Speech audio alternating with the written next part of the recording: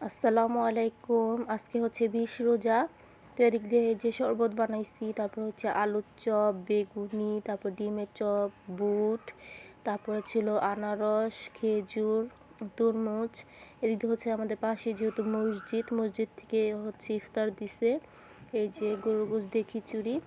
তো আলহামদুলিল্লাহ ইফতার করা শেষ। তো এখন হচ্ছে ভাত খাবো। এই যে দিক দিয়ে ৩ রকমের ভর্তা, বাদাম ভর্তা, আর হচ্ছে ওই যে লাউর বিচি ভর্তা, তারপরে হচ্ছে ওই যে কি বলো এটাকে, কচু ভর্তা।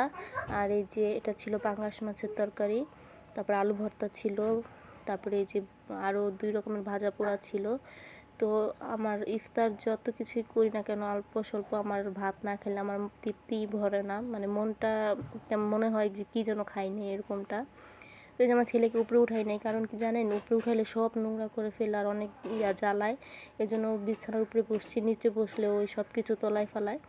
তো যাই হোক, এদিক দিয়ে হচ্ছে খাবো। তো আমার মতো কে কে এমন ভাত লাভার অবশ্যই জানাবেন, কারণ ইফতারের সময় আমার ভাতটা লাগবে। তো ভাত খাওয়া শেষ করে তারপর হচ্ছে বাকি কাজগুলো করব। আসলে অনেকেই বলে যে রমজানে কাজ কম, কিন্তু আমি মনে করি রমজান মাসে কাজটা অনেক বেশি। তো সবাই সুস্থ থাকবেন, ভালো থাকবেন। আসসালামু আলাইকুম সবাইকে।